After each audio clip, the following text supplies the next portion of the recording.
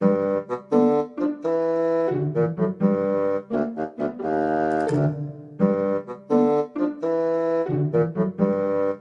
gotta get my scheduling fixed. Seriously, I'm out of this place. I really gotta get everything done right. I gotta get done on time. Oh boy. I'm not that stressed to be honest, but it is kind of getting there. But actually, at the same time, I'm actually leaving from that stress because I am getting a lot of things done and I'm actually getting better at organizing my scheduling and my plannings. Good, right? Because I was supposed to produce more videos. I'm still planning to do those too. But at least I'm still enjoying what I do. Because if I don't enjoy them, then that's a real bad problem. But I am happy to produce so many different videos, different reviews for different series for you guys. So I'm happy about that. And now I'm happy to do this podcast. This is Sparda's World episode. Woo, what episode we're in? 64. Alright, 64.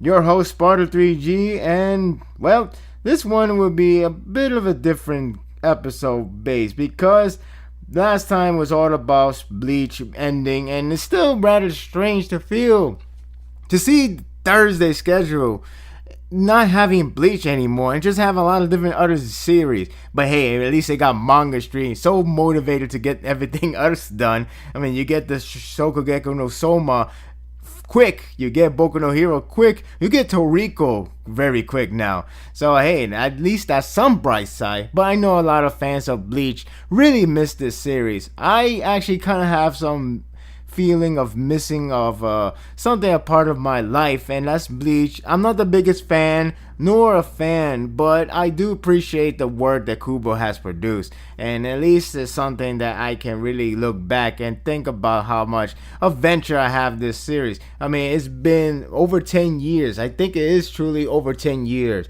that I have followed that series. So now we're in a new generation, that people like to call it. I don't think it's a new generation, it's just a continuation of what to do next, of what we're going to see and what we're going to read. It's not really a new generation until somebody really trying to say out. Maybe it'll be the true next generation for Weekly Shounen Jump if they end One Piece. Now, granted, the way fact that Kochikame, yeah, sorry, I'm trying to pronounce that right. I remember actually seeing the anime a long time ago, but it was not even in here. It was in outside this country, but I remember seeing it and I was like wondering, what is this show? I don't even know that was the show until I went to YouTube and then actually reminisced. I'm like, wait a minute, I remember this. And it's funny because I remember that show. I think I seen it around like I want to say 1990s, but it might be the earliest of 2000, and it was in a repeat of some show. Like I said, it wasn't in the United States, but I remember that series. And turns out, I think they only have one series, and they're about to have a very long special that's gonna come out next week, and it's really amazing to actually hear the story about this series is actually coming to an end, and that's next week. Next week is ending. And already a lot of people are buzzing thinking Weekly Shounen Jump is dying or something. I'm like, come on. It's more like a very convenient timing. All because Bleach ended, all because Nisekoi ended. It doesn't really mean anything much. It's just a phase of one series is coming to an end, and then it leads to a new chapter for another series to come in. I don't know if anybody's replacing Kochikame spot, but that's not the point. Point is, it's just a lot of things that's just going to move forward as it is. When it comes to new generation, it has to be something that has like a complete new focus, a new direction of Weekly Shounen Jump. Nothing is different from Weekly Shounen Jump. I don't know if there's anything that drastic change. I have been following how the magazine works, the table of contents, also known as the rankings and all that stuff. I have been following those. Nothing has really changed. Nothing has been drastically changed to make everybody go panic or go to say Weekly Shounen Jump is in the deathbed. I thought that part sounds just too far-fetched. I mean, yeah, we got 3 new series. I mean, we're going to have other series, but a lot of them are one-shot so far. And then, you're always going to get that Boruto coming in every month, schedule based. But when it comes to like the weekly series, the new ones that are coming out, they're not really trying to capture a new generation feeling, because it's only capturing the idea that it's a new series to read and to see if you're interested. That's the end of the story. There's nothing like, we are the new generation, the new millennium, this is how we're gonna do it, and this is how we're gonna change the landscape of Shonen Jump. It's nothing like that. I mean, at least the series I read from these three, there's doesn't really say that much, or it's just the fact this whole magazine is having different change of direction, all because the longest series of all time, or maybe not the all time. I'm not even sure. It's hard to say. And I'm not talking about the fact that like one series is on hiatus for the longest time. That doesn't count. What I'm talking about is a series that actually produced so many different chapters every week. Maybe like 1 or 2, 3 breaks, whatever, but every single week, this is one series that actually coming to an end. It's like, wow, that's something I would never thought to say. It's coming to an end. It's actually ending, where I'm still alive, where I still do not have a child or a grandson. Basically, what I'm saying is like, you know, I see that people keep joking about One Piece, like we all going to be grandfathers when One Piece finally comes to an end. That may be. That depends how you speed up your process, or depends on what position you're in. But basically, what I'm saying is that people think that nothing will come to an end. Everything has to come to an end. Every beginning has an end, and you know it is still shocking. I'll give you that. I just don't think it's that call. A new generation, Weekly Shounen Jump is in trouble. Oh my God, help me! There's nothing like that. Nothing like that at all. I have no idea where people are trying to get the exaggeration idea approach. Maybe because the follow up with Bleach ending, even though, you know, with all due respect, as much as popular Bleach is, maybe not as big as Naruto or let alone One Piece, it just ended and that's the end of the story. There's nothing like it ended, we're in trouble, Weekly Shounen Jump is in deathbed, nothing like that. It doesn't scream that way. Maybe it might scream with One Piece, but honestly, it doesn't scream any of the series for now. It could be troubling if none of the series actually sells more than 100,000, I guess, or excuse me, let me go higher, because that's actually too low, but like go like 500,000. Now Weekly Shounen Jump right now, they have about like at least 3 series that goes over 500,000 for each volume. I'm still waiting on the Boku no Hero Academia, but you know, it might just barely hit over it. Haikyuu does hit over it. They used to have Assassination Classroom, that's gone. They used to have they used to have Bleach. I mean, actually Bleach kind of struggles, so it's kind of not there anymore.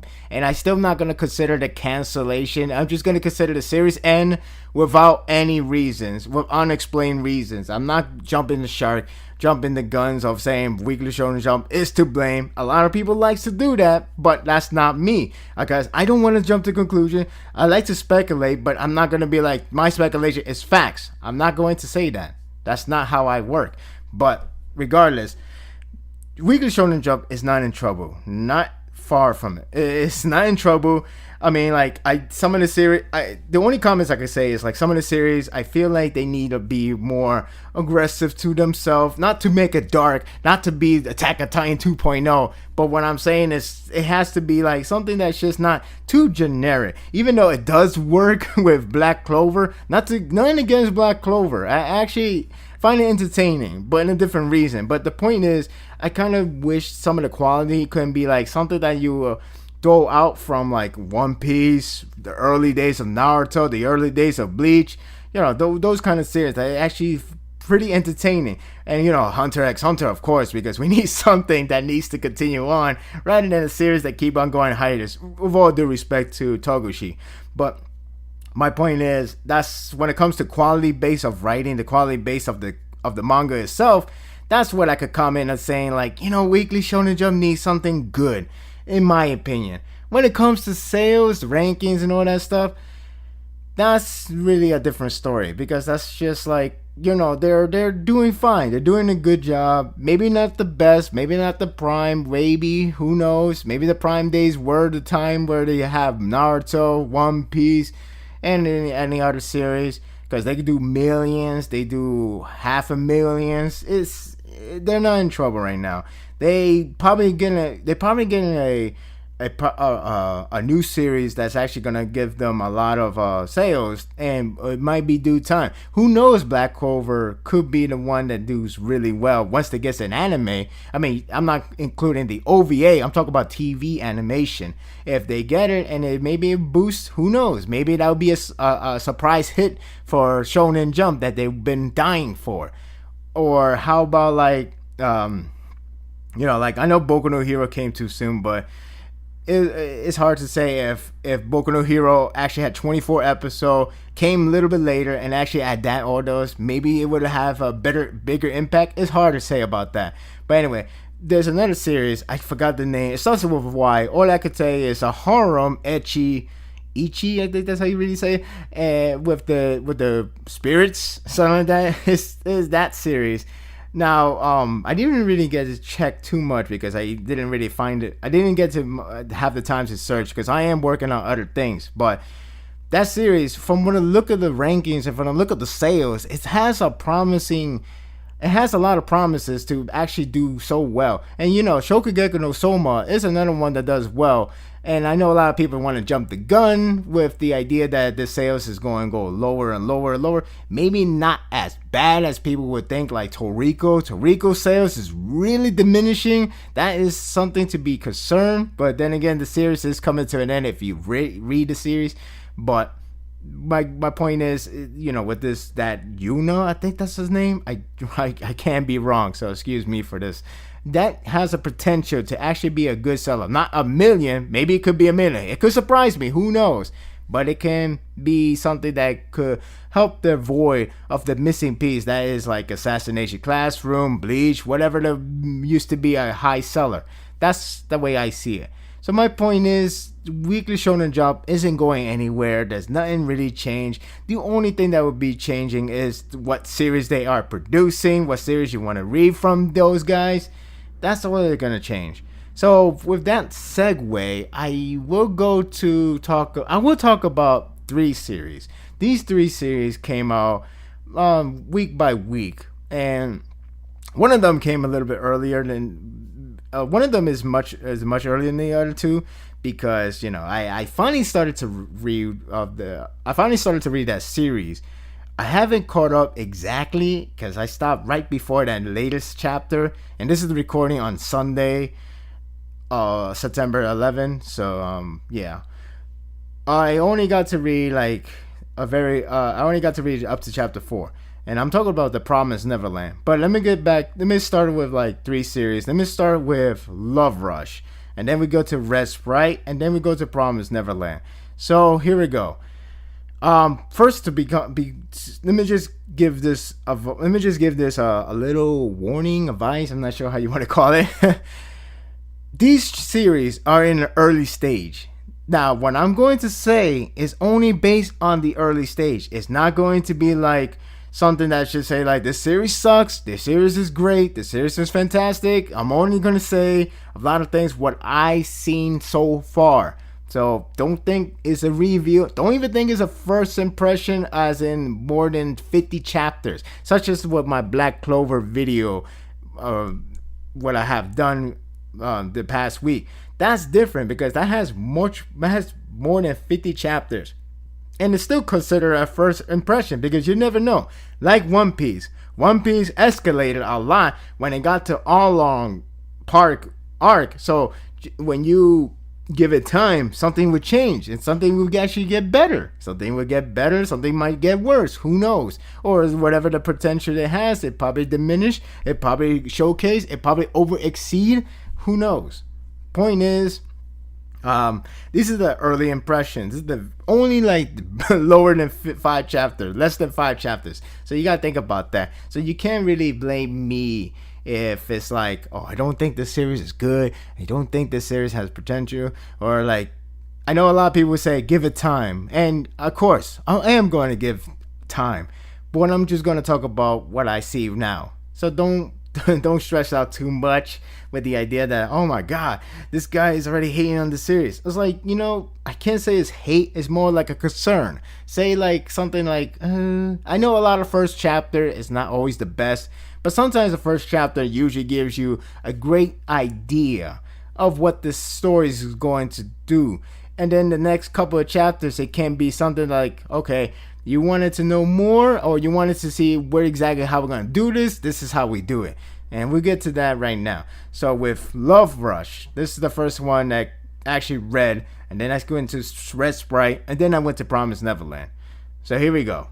So the first manga I read is Love Rush. And, for what it is, it's okay. There's only 2 chapters. I read 2 chapters. This the only one that got translated. I think there's already a third one, but it never got translated. Maybe. I haven't searched. Remember, I record this episode on September 11, 2016, so you gotta bear with me. But nevertheless, I read chapter 2. And, I think chapter 2 did help me to make this rating, or to make me actually see the potential of this series. Now, of course, it's going to be very similar formula that you have read from a lot of series, even Nisekoi to be exact. However, there's some promising that can be good, so long the mangaka, Yamamoto Ryohei, he has done the E-Robot. It was published in Weekly Shounen Jump. I have not read that, so I can't comment anything about it, but judging from it, it got axed, I think. Correct me if I'm wrong. But regardless, I'm looking at this series, and the beginning chapter, the first chapter, it gives you the premise. It gives you some wacky setting in terms of like the Cupid thing, but the next chapter is actually where the potential can be really interesting. It can be something entertaining, really entertaining. Now, of course, it's going to be very comedy. There's some fun moment. There's some fun aspect with the whole Cupid thing, with this a lot of different type of fairy tale stuff, as in like demons and whatnot.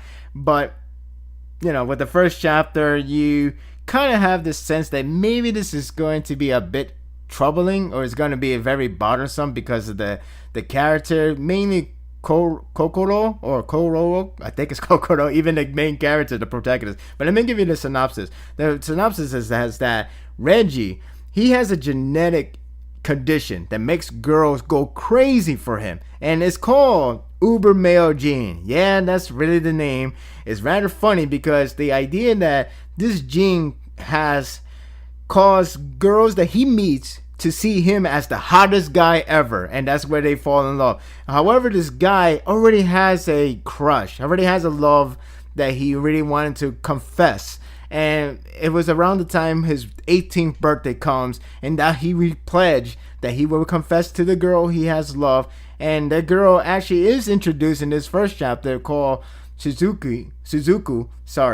And then we have this Cupid princess, I believe, Kokoro, just shows up and then just sprung to the air with him and pledged to marry her and all that stuff. Do a lot of crazy thing, all that wacky stuff happens, and yeah, that's the story.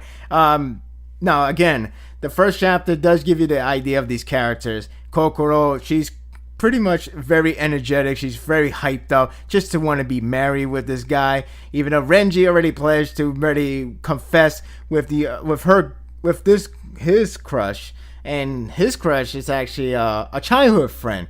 But what's making it funny with the whole Suzuku is that she's only see him as a childhood friend, and she's like very monotone tone. Like you could tell from her characteristic.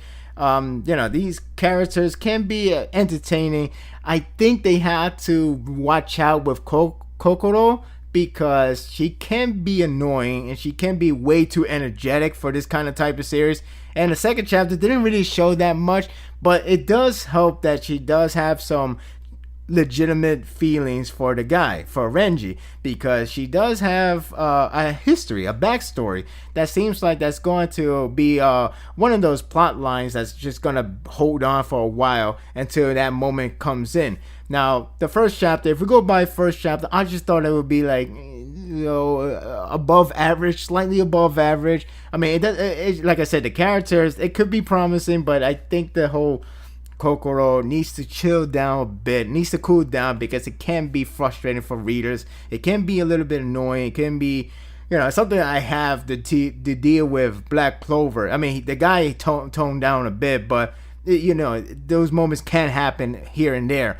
But with her, it's a little bit too much, and it just can be, it's like making Mari from Nisekoi being the protagonist. Granted, a lot of people probably be like, thumbs up right there, but my point is that sometimes you just have to lay down a bit, and she is like among the main characters, perhaps the very second main character, or just the main character in the entire series.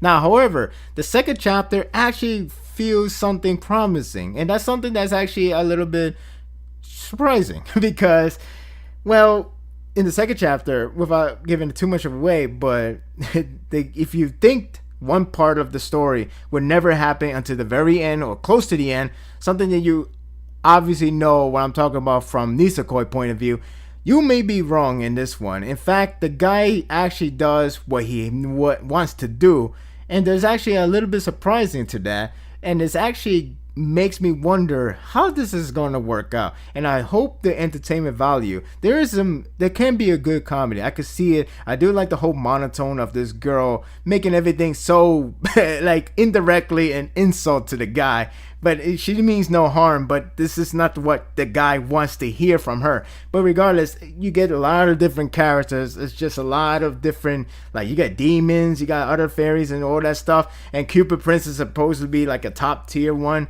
because how they dressed her, like, oh my god, you're like among the best, or like the most well known. I think that's how they dressed her. But yeah, like I said, the characters can be hit and miss, but this is only 2 chapters. So right now, the only person that needs to just relax is the Cupid herself, Kokoro. Renji can be entertaining. At least he's not like the guy. At least he's not like dense. I think he's not dense, because right now he seems like a guy who is fully. He has a lot of pride to actually get the things done. And he somewhat did it. I can't really say much, but it is different take. It's not completely like Nisekoi. It's a different take. And the princess, she actually has a genuine feeling for the guy, and give you a little hint in there. And she has done some good parts, but again, the attitude and how her character direction needs to relax. I do think the artwork is pretty nice. It works for the horror, the romantic comedy aspect. So it's actually pretty decent for its kind. It works well. I like the some of the character design can be rather interesting in terms of the genre of the series. I do like the art. I do like what I see. I just hope that character-wise, they just have to relax and just have to make sure it doesn't become a burden for all of us, for the audience. It doesn't really have to be this annoying, this energetic. It has to have a cool down. A lot of things can speed up, but it has to have a cool down.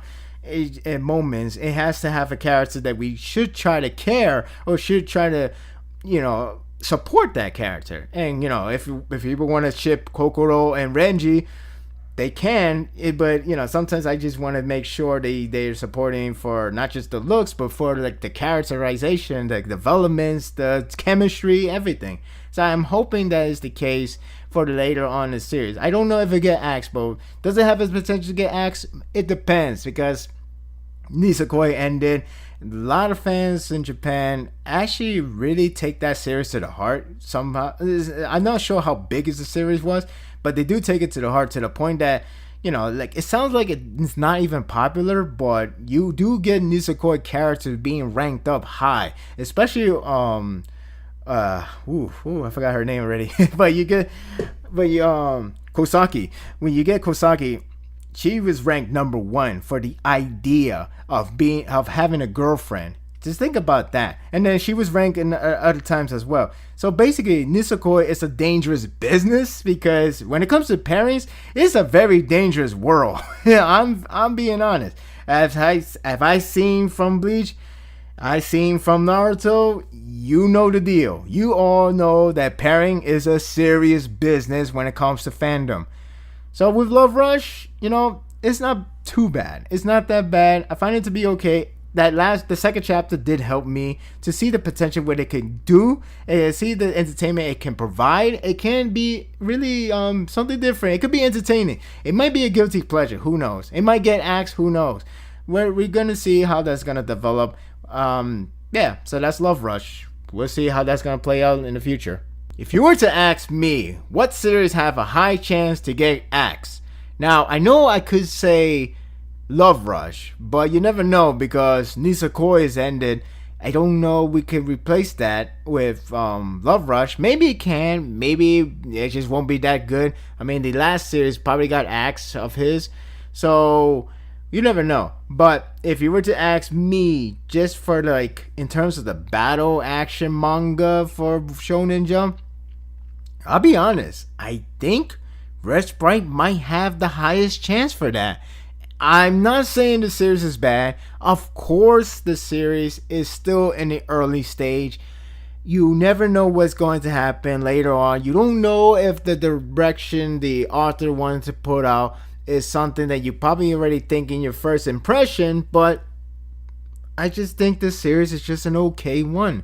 I know they already have Black Clover, they have Boku no Hero Academia, they have One Piece still, but with Red Sprite, I was thinking it was going to be a really good one, and I find myself to think it's just an okay battle action manga. I just think it has the idea that it's ready to get axed because this is the guy, Tomohiro Yagi.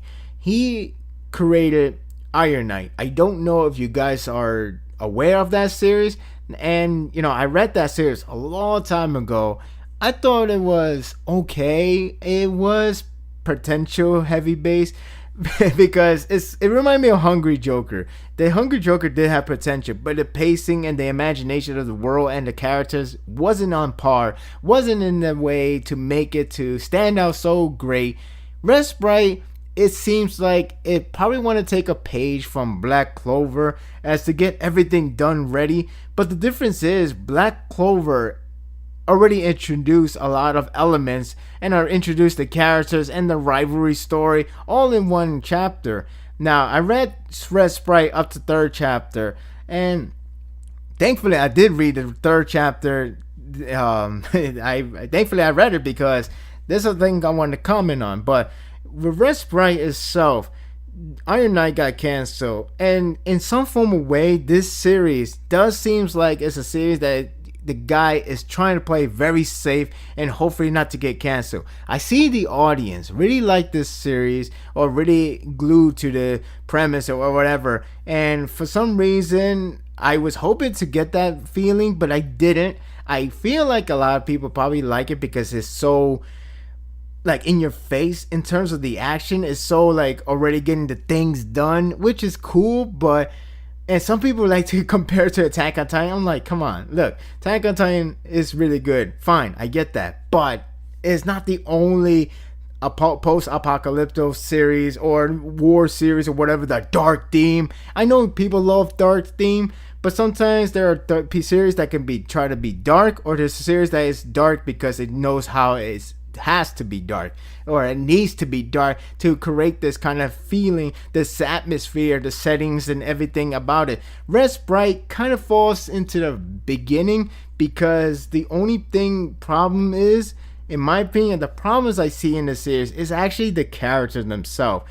Now here's the thing, when you go by first chapter, I had to go with the synopsis. Okay, so basically they have this advanced technology. They made a discovery. They found it called the Thunder Cores. Basically, this lightning technology, the electricity, you could say. It's like Thomas Edison just went crazy and everybody is using his idea. But anyway, so we got the main character named Tatsu. He's a young boy. He lives in an orphanage, and He wanted one day to be a captain of his own airship. And I guess the way how they're trying to make you think it's going to be like, this is going to be like One Piece, right? This is going to be like Naruto, where you want to be the number one king of the pirate, Hokage, whatever, the king of this, king of that.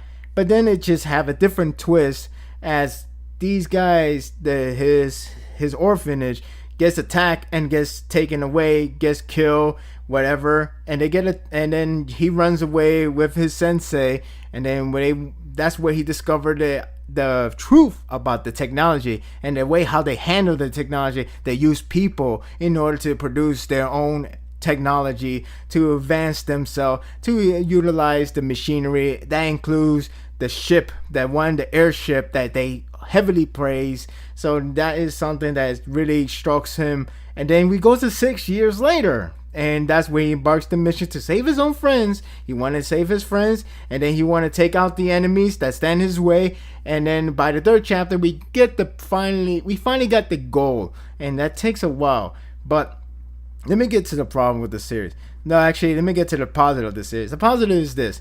Look, the settings is rather interesting. I do like the fact that there's this electricity technology. I like the fact there's people, they have this disease. I forgot what they call them. is on their hands, and the settings, it seems like rather interesting.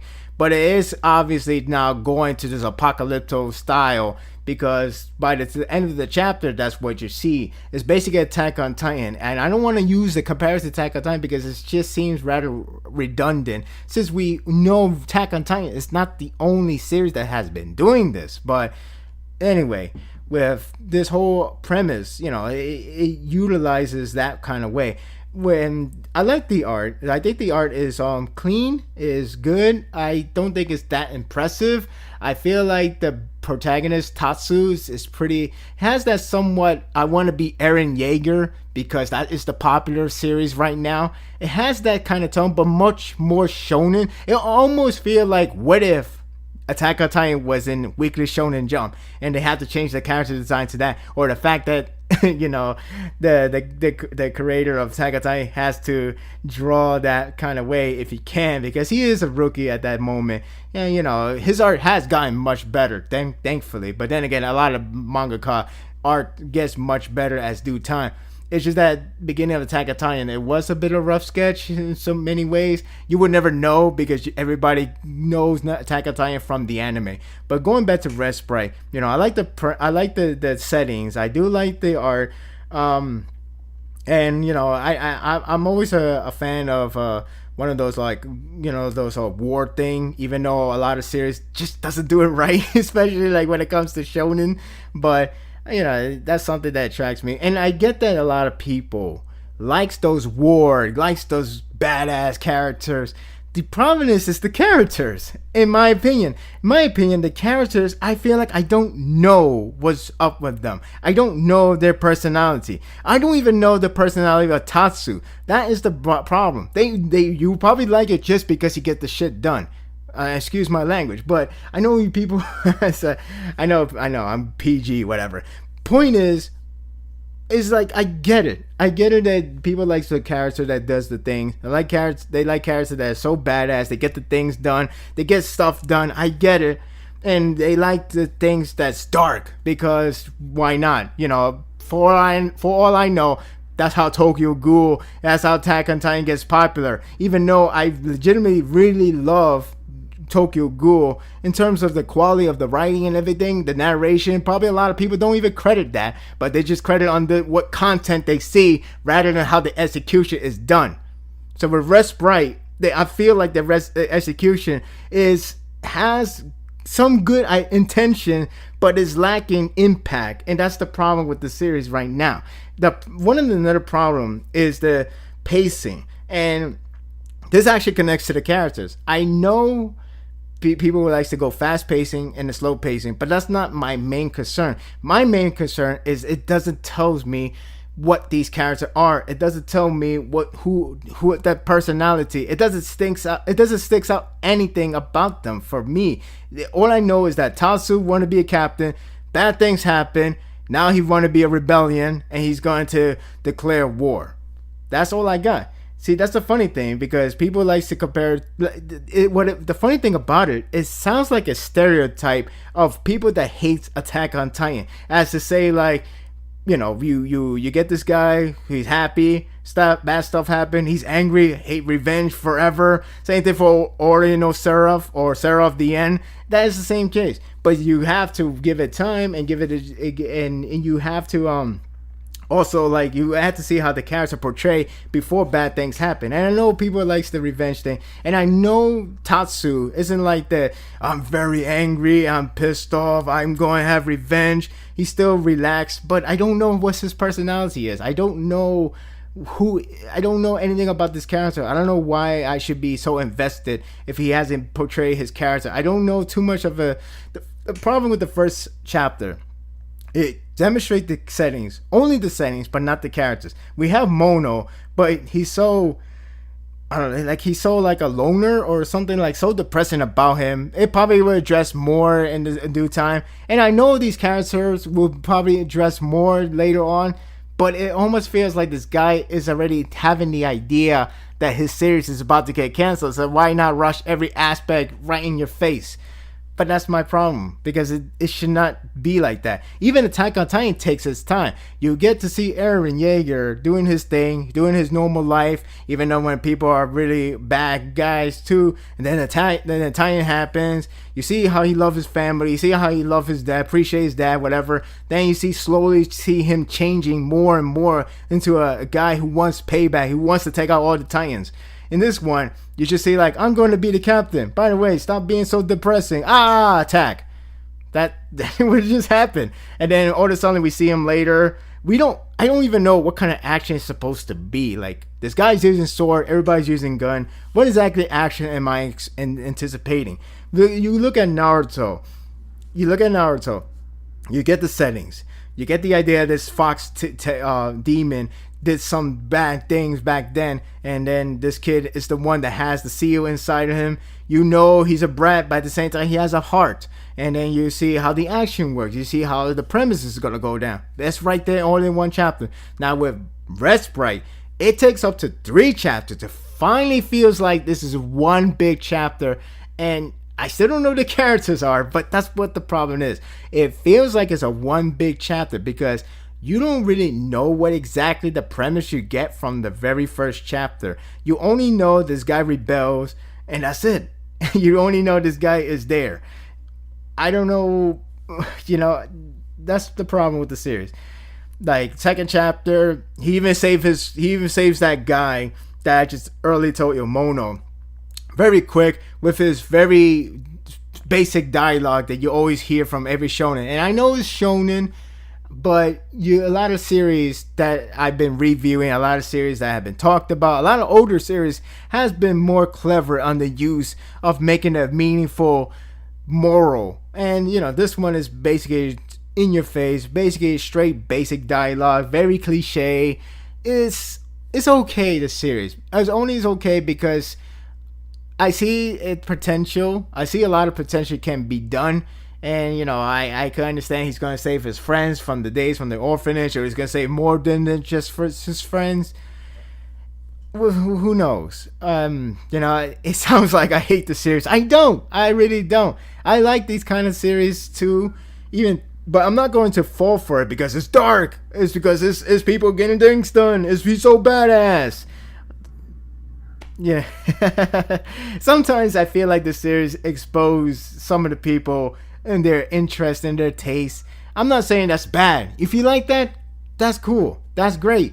I'm just saying I'm the guy that's gonna see more than that. I'm the guy that's not really 100% just looking for a shonen series, seinen series. I could go for Shoujo, I could go for Josei, I could go for any different type.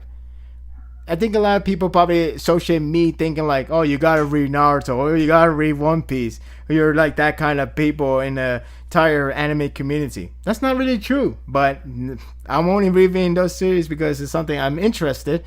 And I don't think you would be like interested to hear reviews for like some series you don't even heard of, or probably because we're in a casual base level.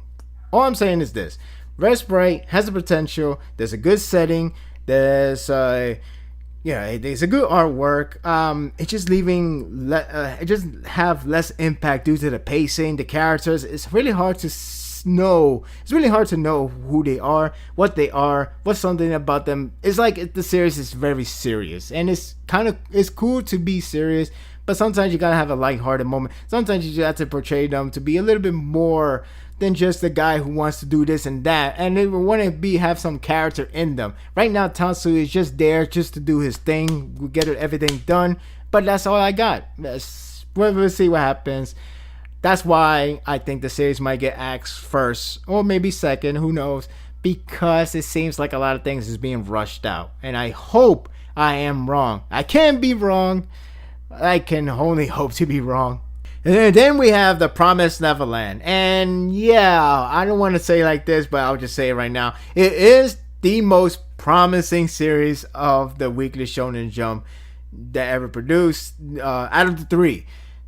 I stopped at chapter 4. I didn't want to read chapter 5 yet, but I stopped there because I want to be fair with the other series. And yeah, one only had 2, one only had 3, and this one has 5. But still, I think even if we look at just the first chapter of each of the series, this one did have the best one, in my opinion. This one feels like it tells you, it has a good impact. That's one of the strongest strengths. Now, I'll do the comparison soon, but I wanted to talk about if the series will get axed or not. It has a chance only for one reason. The audience. The audience can be like, this is not Weekly Shounen Jump. I want a battle manga. There are people that really will go for something very simplistic, something that's very generic to say, because some people probably wanted to see something that is very old school or very something that's missing from Weekly Shounen Jump. Depends on the audience. Sometimes it's all about the time base. It's all about the time. Like if you go like Black Clover. Say Black Clover came out in 1999. Maybe it won't be considered a ripoff of Naruto, as people like to keep saying over and over again. And the way I see it is just a series that's just doing what a lot of shonen guideline, the basic guideline does. But people like to compare it to that other series. That's how the people works. So with Promised Neverland, it depends right now. It really depends if the audience would take this series and like it to keep it in Weekly Shounen Jump magazine. Well, I have to emphasis on that because it really depends how the audience view this series in the Weekly Shounen Jump. Maybe if it was in a different magazine, it wouldn't no mind. They would not mind that this series is existence. It's just that being published in Weekly Shounen Jump could be a bad thing. It depends. I hope so, because I'm hoping that people are not thinking that way and give the series a chance, because it does have a lot of promising. It does have a lot of intriguing settings and intriguing plot line that is waiting to unfold. But it all depends on the audience, because we don't have Death Note, we don't have Bakuman, we don't have like those a lot of thinkings, the psychology aspect of that. We don't have that kind of genre in Weekly Shounen Jump. I can't say today. I gotta recap the other one. But my point is, maybe like if you release Death Note today, maybe they don't like it because they probably just don't want to see that kind of manga right now. It all depends on the timing, and I hope the timing right now for Promised Neverland is in the right spot. Maybe it'd be the same case for the other 2 series I mentioned.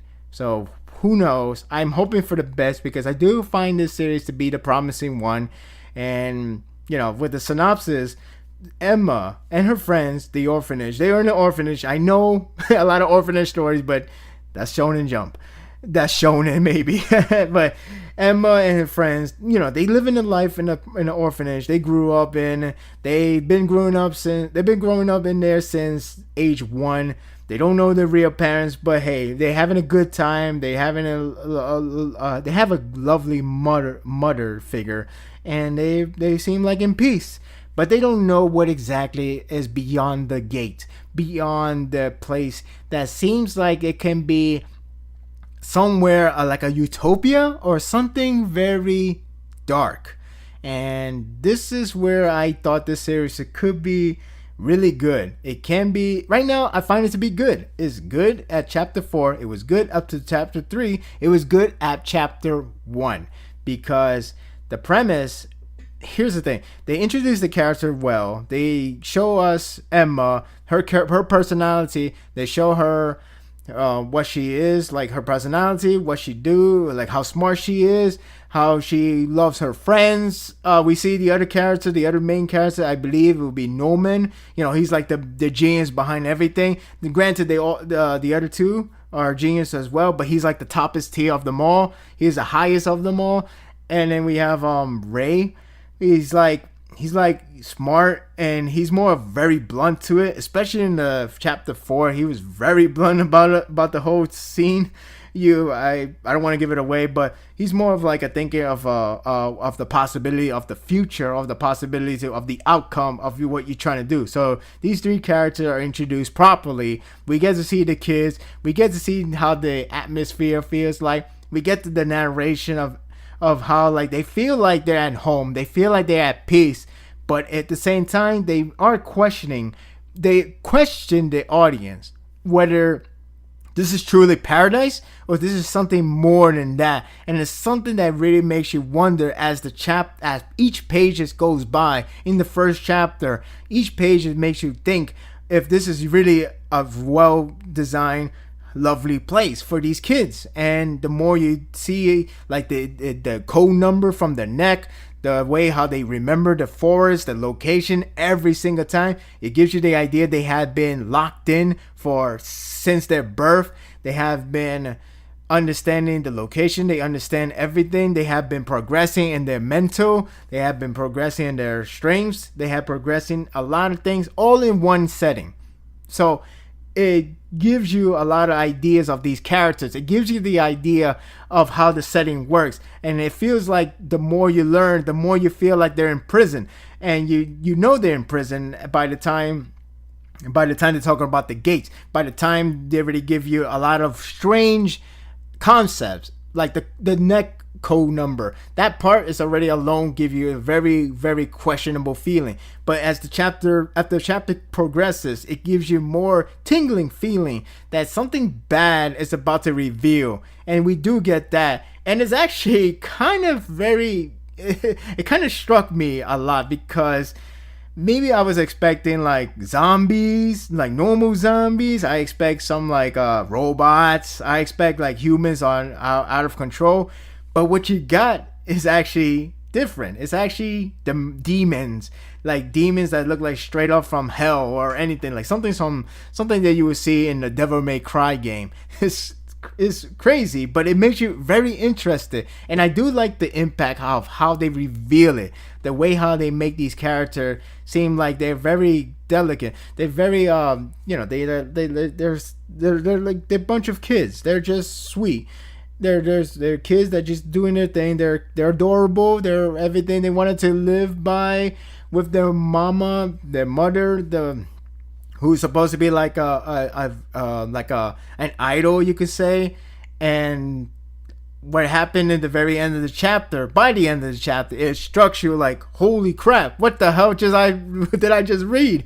Is good. That way, that's how you do first chapter. That captures you to read the next chapter, because you got Love Rush. You probably might thinking this is going to be annoying, and you got to give it a next chapter, and the next chapter actually helped, even though it probably still gives you the idea like this character still could be very annoying, and hopefully it would change it up. Hopefully some of the parts has to change it up, but it is potential based. It is good to see that something that is going to have different aspect or different execution, and that's good. Red Sprite, the first chapter, you probably be interested the way how he handles that scenario of taking care of the villains, but you kind of be in a lost in the shuffle of not knowing what this character want, or rather what this character is, because you know what he wants. We kind of get the idea what he wants, but you don't know like these characters that much. You didn't feel attracted enough. That's my personal opinion on that one. With Promised Neverland, I was glued. I was getting more attracted to these characters because I understand who they are. I understand where they're coming from. I can understand why they feel like they're starting to think maybe there's more than what we were told about the outside world. It's kind of like this maze run in some form of way, or a lot of stories that, you're locked in one place, therefore do not go outside because it's a real bad place. But the idea of using demonic figures in this series is actually interesting, much more so than just have zombies or just have a very corruptive government. Probably still have a corrupted government, but the fact that it has demons is very intriguing. It's like, that's something. So, it threw me off. I do like the thrilling aspect in this chapter. This chapter and the other two chapters as well. That the idea of the mindset, a lot of things they have to put through, like why they have the code number, how the mother knows about how they schedule the kids, how they schedule the kids to leave and then get abducted, and what is the concept of having this whole idea of using this test score of the genius. What is behind everything? It gives a lot of questions as soon as the chapter ends. In the first chapter, when it ends, you got so many raising questions, and then the second chapter, it gives you more question than you probably already obtained from the first chapter. And then the third chapter, there's more thrilling aspect. It seems a lot promising. I like the artwork in this series as well. I do think the art captured the right mood set. It captured the right it captured the emotions and the fear they provide when it comes to the moments like getting near to something that could cause them a very, very dangerous place. They could get them really in a very dark place. It is like the demon parts. I like how the demon looks. I like how the demons look like a cross with a humanoid and a demon, because one of them were like standing up like a normal human style. There's a lot of good things about this. Like I said, when it captures the thrilling aspect, they capture the dialogue, they capture a lot of things, and it does the job good. It does it well. It's only 5 chapters. Excuse me. I only read to 4. I had to read the 5th one. People were wondering, are they going to be in that place for a long time? I don't know. I don't think so. I feel like it's going to be like first arc. They have to leave that place. That is the original premise. But then I believe chapter 4 is where we find out there's actually going to be a different premise, and that is creating their own utopia with themselves, with the families of the kids, with themselves, starting a new life. That seems like that's going to be the premise, and that could be good. It could be like a Survivor. I don't know how this series is going to go down, because it is listed as a horror mystery, and I don't think the orphanage is going to be the only setting, especially if they have a time schedule base. They already have a time limit, and it makes the audience more engaging to that series, because you wanted to know if everybody's going to make it out alive, who's going to pay the sacrifice, if they're going to succeed to even evacuate with every single kid, which is over 30, I believe. It's interesting. It's still early on. Things could go downhill. Things could get better. Things could exceed my expectation. It depends how it goes down. Right now, that is the one that I see the most promising out of the two. It all depends, out of the 3, excuse me. It all depends if the audience will accept this kind of genre, this kind of premise in their weekly shonen magazine. It all depends on that.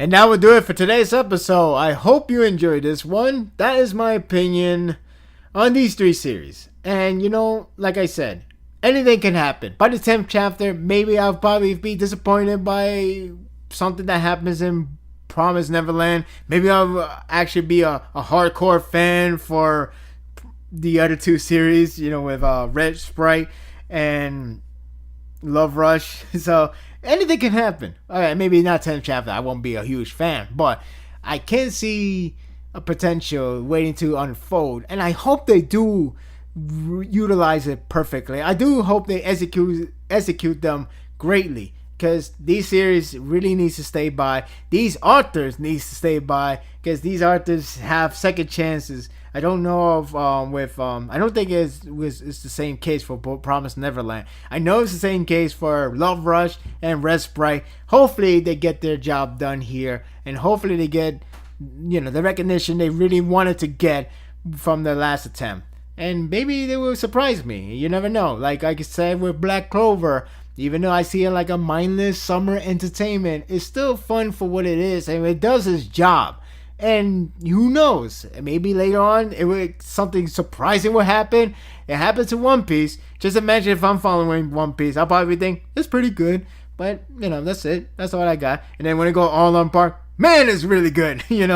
That's how I wanted to feel from these 3 series. I mean, Promised Neverland has a lot of promises, of course, but Red Sprite can exceed my expectation, can overcome my disappointment first round, because the fact that the people are really hype about this. And yeah, I guess it's kind of my fault for feeling the hype from other people, but even without the hype, I still find it to be just an okay overall. But hey, 3 chapters in, maybe after that the real introduction from chapter 3, 1 to 3, the entire package is actually a first chapter in complete form. Love Rush seems like you could kind of argue it's 1 to 2 is a complete form, but the first chapter can hold up itself to give you the premise, to give you the characters, to give you the idea what the stories might go to. But with Red Sprite, you have to wait to 3 chapters to get the idea that what you're gonna get from this series. And Promised Neverland, only 1 chapter, and that's how it works. But in due time, we'll see what happens with these 3 series. And that will do it for today's episode. I hope you enjoyed this one. Like I said, it's still early on. You can't be that determined that this series is going to fail. This series is going to get axed. It's not like that. It's still early on. You never know what happens. You have to give it 10 chapters, 20 chapters, even 100 chapters to see if the series can live up to your expectation or even exceed it. Now granted, not everybody's going to like this kind of type of series. Like, they don't want to see no apocalyptic, they don't want to see no mystery thriller horror feeling, they don't want no horror anime manga whatever. I can understand that, but my point is, these type of series, what they have to do, they have potentials. They definitely have potentials. It's still early on. Who knows? Maybe they will exceed it. Maybe they will never unfold it. Maybe they will not. Maybe they will just get axed. I don't know.